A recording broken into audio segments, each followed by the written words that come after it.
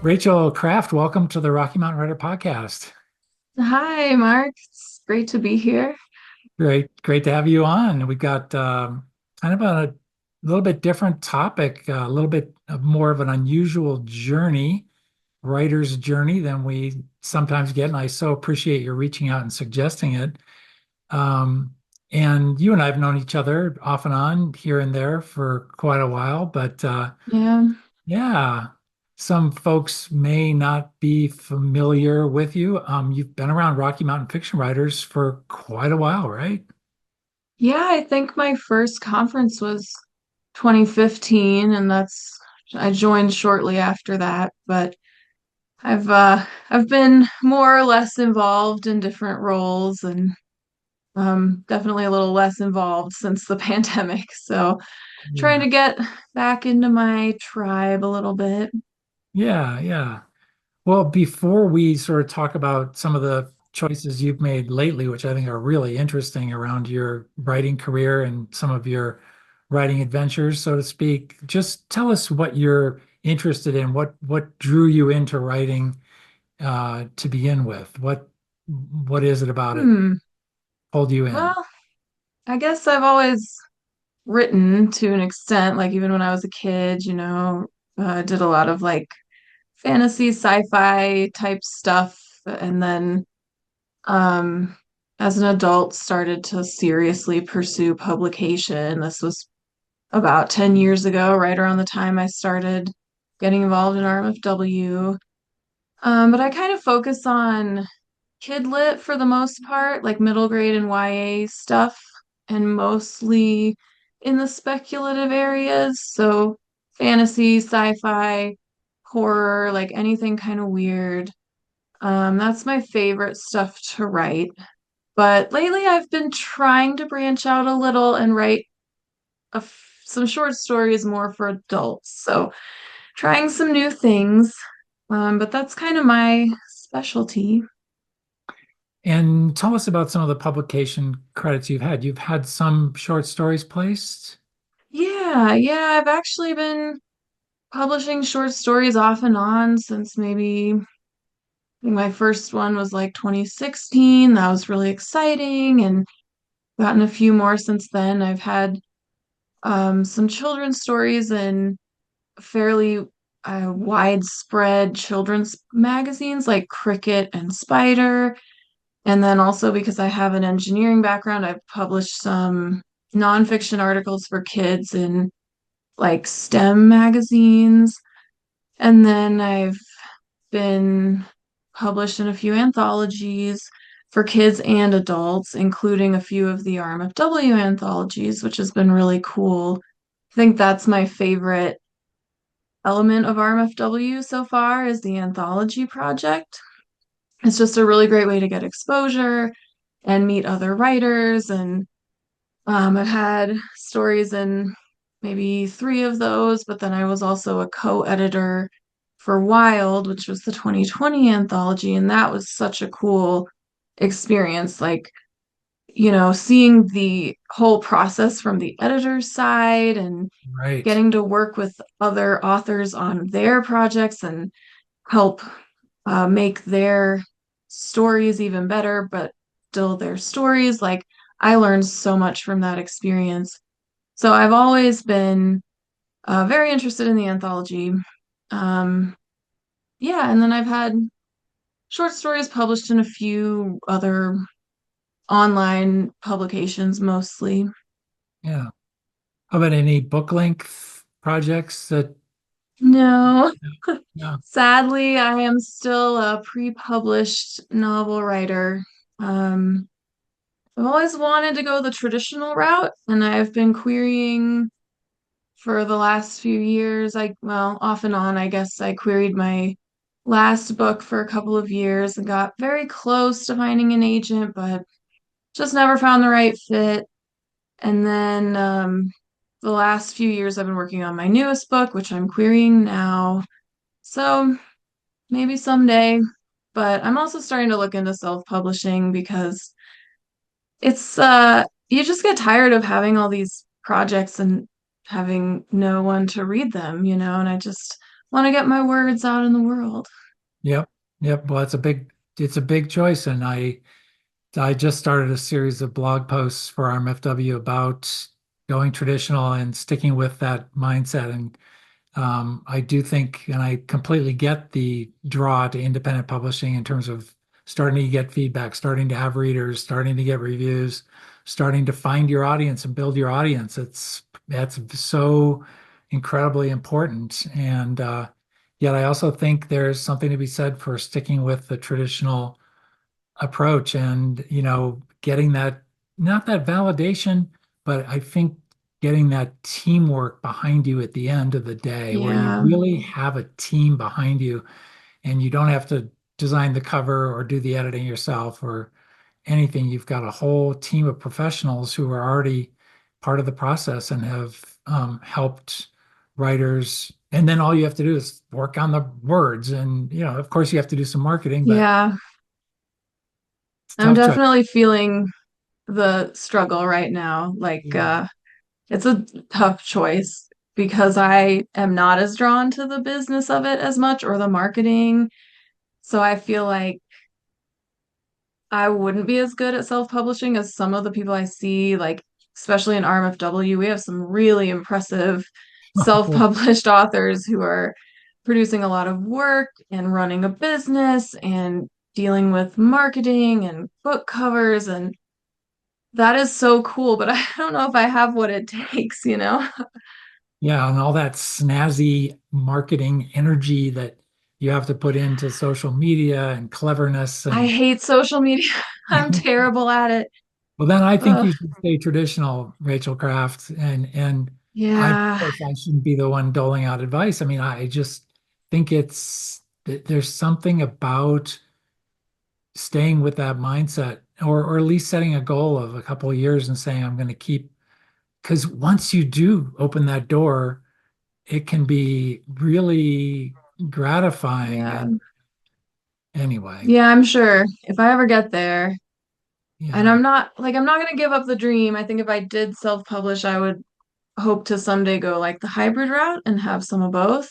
there's no reason But you it can't. it is just painfully slow, the traditional side. Right. No, I get it. I get it. Well, let's talk about you made a choice recently, just what you were going to do with your career. And speaking of your engineering background, you decided to steer away from that a little bit. Tell us what you Yeah. decided. It's pretty cool. Yeah, so kind of made a big career change a couple of years ago. Um, I'm no longer an engineer. I am now a travel writer. I'm a staff writer at the Point Sky, which is a publication focused on like travel, but from the perspective of using points and miles to get travel for cheaper or free, which is something that I kind of developed a passion for over the last few years. I started traveling shortly after the pandemic and like really loved it. And um, basically, I had never really been happy at my day job, but it was okay. And I kind of saw it as just a means to sustain myself while I pursued my writing passion. But some things happened the last year or so that I was there. I had some issues with like harassment at work, and my manager wasn't supportive, and I was getting in trouble at work for using too much vacation, even though it was my vacation time and I should be allowed to use it. And there were just some like cultural issues going on. And in October 2022, I was like, I can't do this anymore. I need to leave without having another job lined up. So my plan originally was I'll take a couple months off to write and look for a new job. But while I did that, I started kind of exploring the freelance writing world and started publishing some articles in mostly travel publications, but also some like science and engineering type publications, doing like blog writing for companies, doing some ghost writing, and I found I really enjoyed it. Um, and I could make money doing it. not a lot of money, especially at first, but it was just very like satisfying using my writing skills to make money and also kind of working for myself and no longer working for this company that I felt like didn't really care about me. And it was just a really nice change. But it did come with a certain amount of stress because you don't have like a regular paycheck coming in. You're always, searching for work. There's a lot of uncertainty in freelancing. So I freelanced for about a little over a year, and I was actually doing pretty well toward the end. I was like no longer living on my savings. But then I saw this job posting for a full-time staff writer at The Points Guy, which is a publication I've been reading for years. And I was like, I'd be perfect for this job. And the rest is history. Now I feel like I have my dream job and I am making a living writing, just not the way I thought I would be, because it's more of the nonfiction stuff, but I love it. So it's been great. It took a lot of stress and courage to leave my stable engineering career behind, but I'm glad I did it. That's great. I know the points guy. I've definitely seen references to him. Is he not based in Colorado also? I No? don't think No, so. okay. He All right. travels so much though. Yeah, I don't know yeah, where he actually lives. right. So give us an idea of your typical assignment, or how does that go? Are you at hopping on airplanes right and left? Are you going all over the world? What's the No, some people that I work with do that for sure. It's actually really cool because they kind of told me at the beginning, like, we encourage everyone to travel and write about your travels. And if you have an idea for a hotel that you think we should review or a destination, whatever, you can pitch that to us. And if we think it's a good fit for the site, we will like pay for your travel or parts of your travel so you can write about it. And they encourage everyone to do it. Like, you don't have to reach a certain level of seniority to do it. But you can also kind of do it as much or as little as you want. So some of my coworkers are like always hopping on a plane.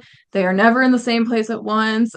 And I love traveling, but that's like a little too much for me. So I've been kind of gradually dipping my toe in it. Um, I have done a couple of hotel reviews in Colorado, so kind of close to home. Recently did a flight review. So I was planning a trip to Europe over Christmas anyway, which was really cool to see the Christmas markets.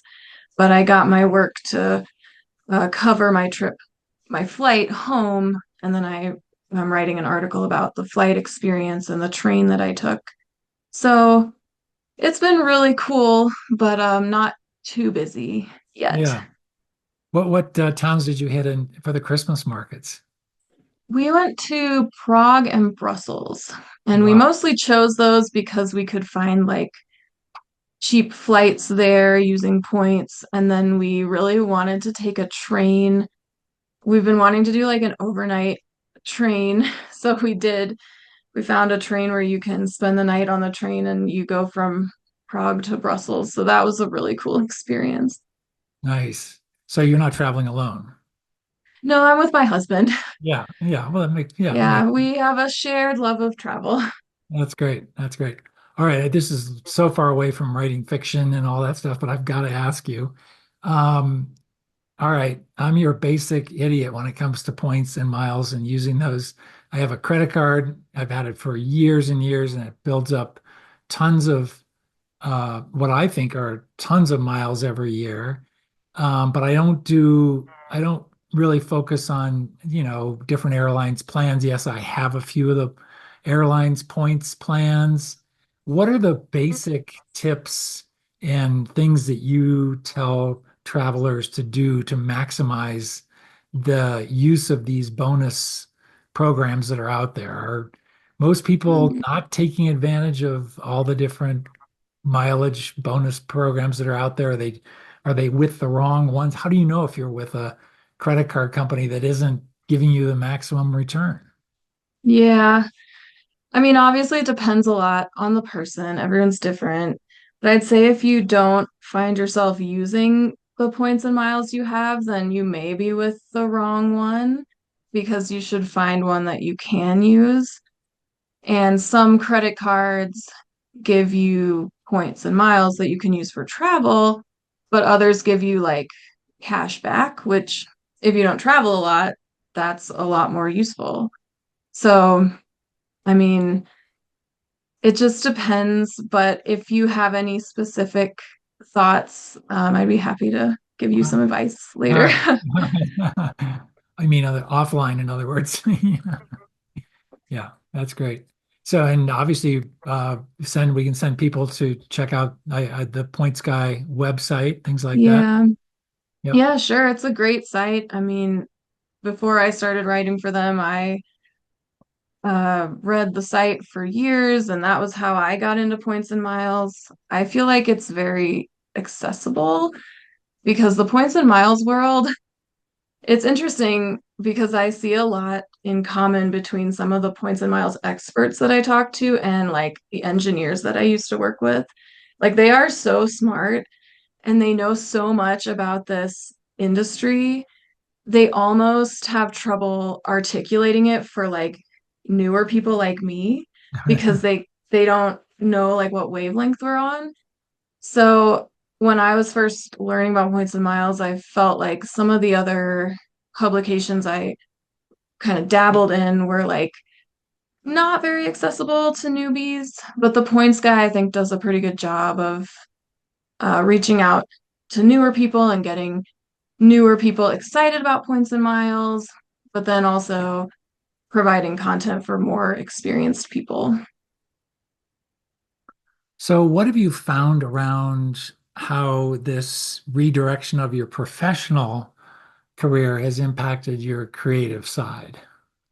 It's very interesting. Uh, it's been kind of a roller coaster, to be honest, because I guess in the year or two before I left my engineering job, I was querying my last novel and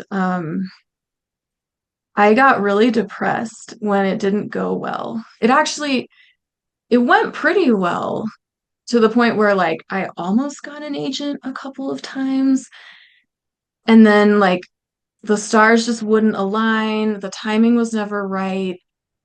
Uh one agent who was interested in my book and gave me an R&R ended up getting fired from her agency for like racist tweets or something. Just like all these things happened, and I felt like so frustrated and hopeless. I was like a little bit considering giving up at times, and it was just a hard time emotionally in my like creative life. And then when I quit my day job and started freelancing, I found that I was much happier in terms of the work I was doing, but I also struggled with like confidence and self-esteem because I no longer made as much money. And as it turns out, our like self-worth is more tied to money than we would like for it to be, at least for me. So I was kind of struggling with all these feelings, but at the same time, like there was such a boost that came from making money on my writing. Like just I don't even know how to describe it. I felt like for the first time I did start to think of myself as a real writer. Like for years I had been pursuing, finding an agent and getting a book deal with increasing desperation because I felt like my value as a writer was tied to this external validation. And how could I really be a real writer if I couldn't reach the next level? Then, when I started making money on my words, even if they weren't fiction words, they were nonfiction words, it really kind of reframed things for me. I mean, there were obviously a certain amount of stress and struggle that came with being a freelancer too, but it was just very joyous to like start to rediscover some confidence. Um, now look, I'm getting work. People want me. They want me to write for them. They want to pay me. There was such a great feeling that came from that. And I began to realize that maybe my dream isn't really to make a living on my novels. My dream is more to make a living on my words. So before my job change, I felt like I was just so desperate. I was I was trapped in this miserable day job, and then I was like desperately pursuing publication of my novels in the hopes of someday making enough money from my fiction to escape my day job. But now it's like I have a job that I actually love, and I don't want to quit it. Like, even if I was the next J.K. Rowling, I wouldn't want to quit my day job because I enjoy it. So I feel like pursuing publication of my novels now is more like I want to get my work into the hands of readers. Like, I want to put my words out there, but there's not as much pressure on like making money, if that makes sense. It makes 100,000% sense.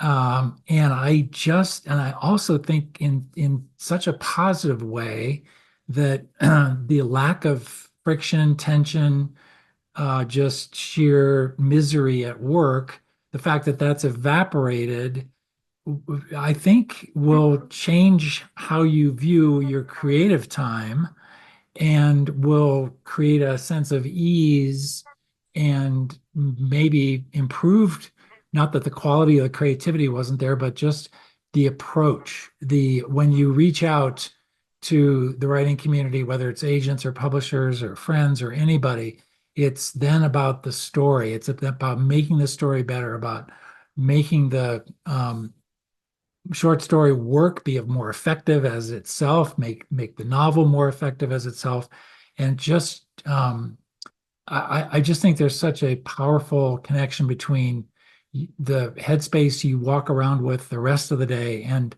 how that headspace works when you sit down to be creative. That's the bottom line. Yeah, I agree. I I feel like I've been trying to focus more on the process in the last couple of years than the product. It's less about selling this book, starting a career, or making money from it. And it's more about, I want to enjoy this. Yeah. I want to write what makes me happy. And I do eventually want people to read it.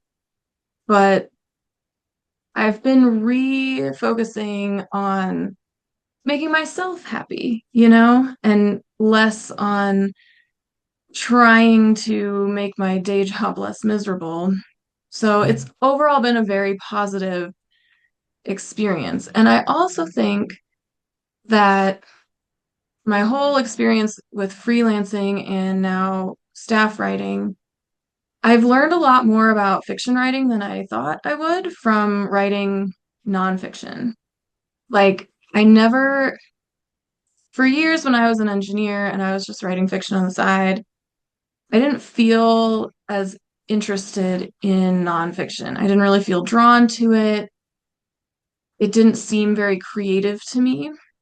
But now that I'm writing about things that I really am passionate about, I can see that there is a lot of creativity that goes into it and a lot of style and thought, and just it is a learning opportunity, and it's helping me grow my writing skills, even though it's completely different from the other things I write.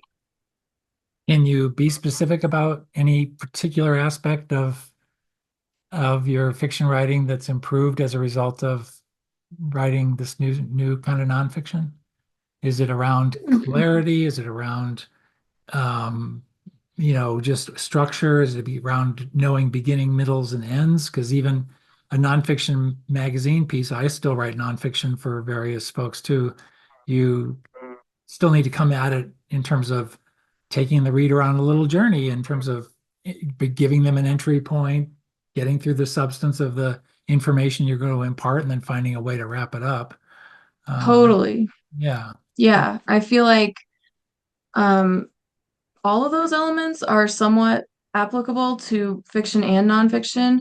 But for me in particular, writing about travel through the lens of points and miles, I've seen my description maybe is improving because with travel, you always want to like describe, the scene, the place, the culture, the experience that you're having, and it's harder than it sounds. Like, Yeah. um, I've been writing a couple of hotel reviews, and it's harder than you would think to put the reader into the scene and like help them kind of picture what they're going to experience if they stay at this hotel. So I feel like that has helped me with fiction writing too. Like, how do you immerse a reader in the scene? How do you describe things in an engaging way and not just info dump? How do you use all the senses and showing, not telling, and that type of thing? But also in the points and miles world, because there's a lot of kind of niche information and some of it can get pretty intricate, you do have to learn how to be very clear and concise and like take the reader on the journey if they don't know. Like if they're new to points and miles, you have to explain it in a way that is clear. And that's helpful when I'm writing like my new novel that I'm starting to draft right now is like a high fantasy set in the second world. So there's a lot of like new random stuff that readers aren't going to know at all. You have to somehow make that accessible to them. Right. Right. I assume also in all of that, both fiction and non, just attention to detail, finding those details, being observant for those details, and giving the reader something to hang on to. Create Yeah, scene. that's a good point. Yeah. Yeah, I found as a travel writer, I have to pay much more attention than I used to when I travel and go places and experience things. And they always say like fiction writers should be observers and should be, noticing things. But I don't think I was that good at it before. And now I'm really getting in the habit of doing it everywhere I go. So that's got to help me be a better fiction writer in the long run. Yep. So how far along are you on the new novel? Um, Really, I'm just in the outlining process right now. Uh-huh. Yeah. But I Yeah. have a rough outline. I'm gonna send it to my close friend slash mentor who's been helping me. She's a traditionally published YA writer, and I love her work. And I met her at a conference in, I guess, 2023.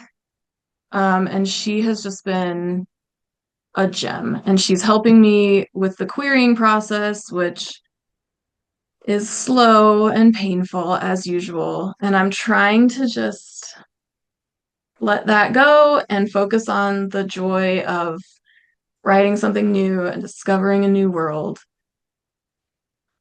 I love that. Do we want to say this mentor's name? Yeah, it's Emily Lloyd Jones. Okay, For great. anyone out there who enjoys YA speculative fiction, I would highly recommend her. She has, I don't know, maybe like 10 books out now. I haven't read them all, and some of them are YA and some are middle grade. But I've been reading her Bone Houses series, which is kind of a dark fantasy set in like I think a magical world that is somehow somewhat rooted in like Welsh folklore. So it's very interesting. Wow.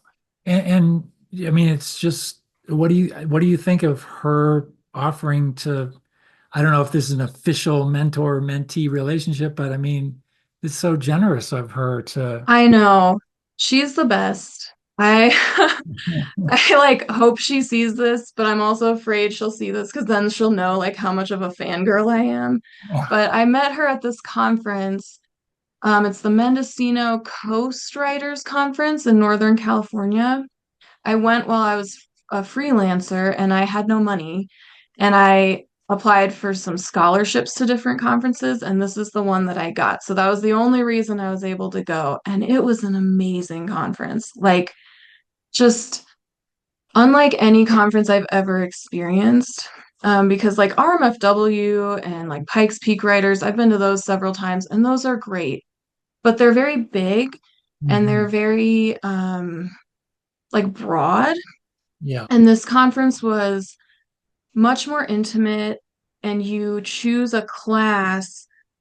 Every morning there's a class and you choose which one you want. So I did the middle grade YA class, and you are in the same class every morning with the same group of people learning, but also like workshopping your stuff. And then in the afternoon, you have a selection of classes, more like what RMFW offers. And it was just very small and intimate. And Emily taught this class on middle grade and YA writing.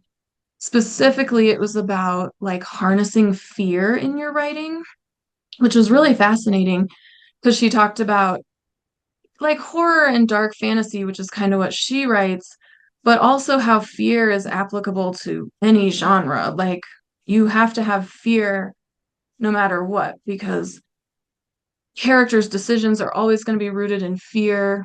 It's one of the strongest emotions that we have, and fear helps create tension and stuff.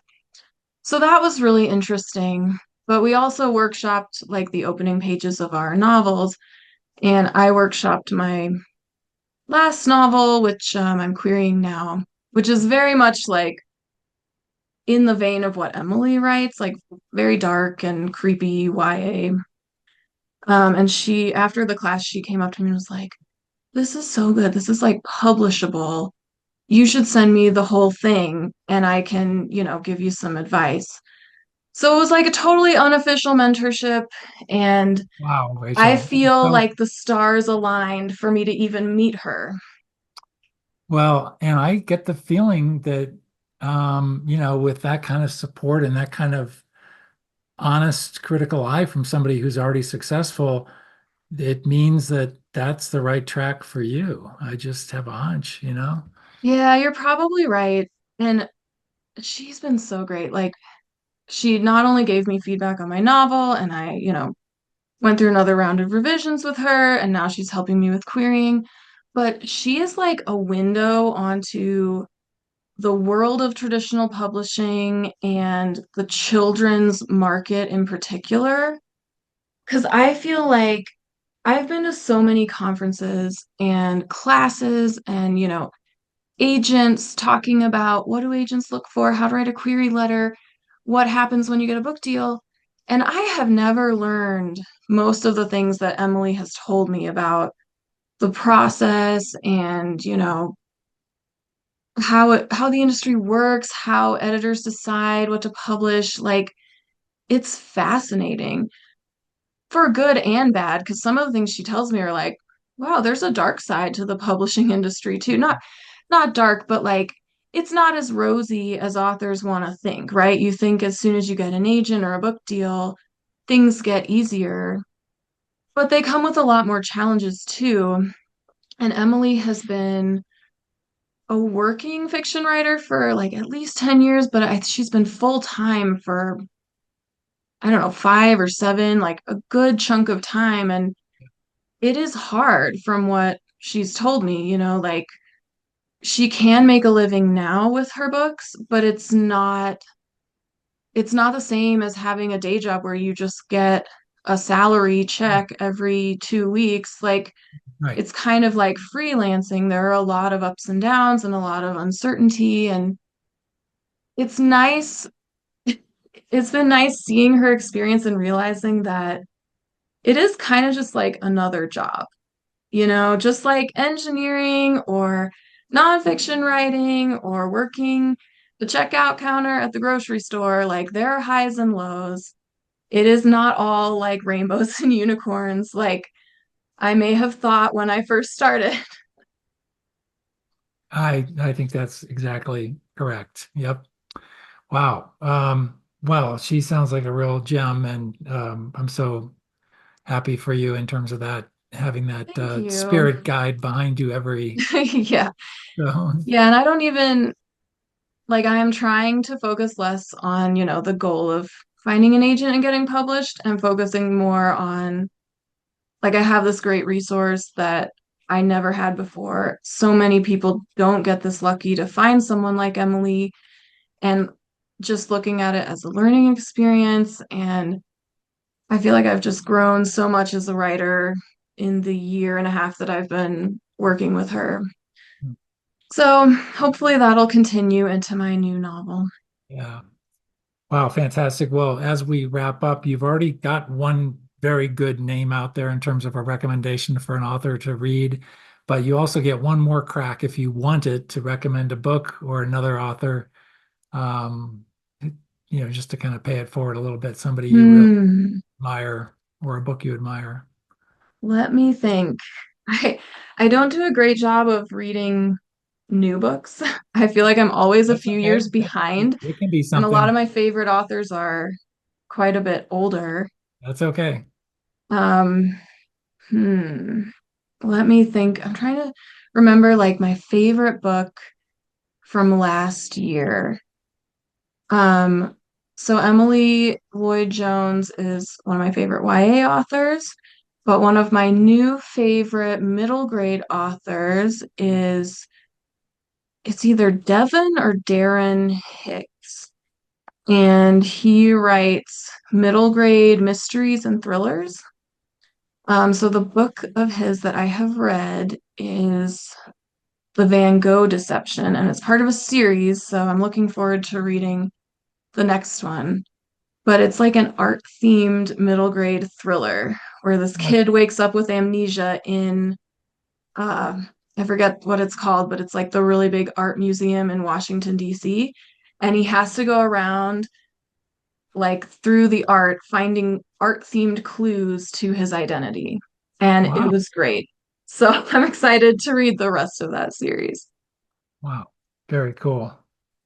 Well, Rachel, thank you so much for sharing with us and, sharing some of the struggles and some of the bumps in the road that you've encountered. And I'm personally just so happy that you've landed in a wonderful spot. And I really appreciate you reaching out and suggesting this topic for us today, which has been terrific. So when you do Awesome. sign with an agent or get a book deal, let's get you back on and we'll get into all that all that cool stuff too.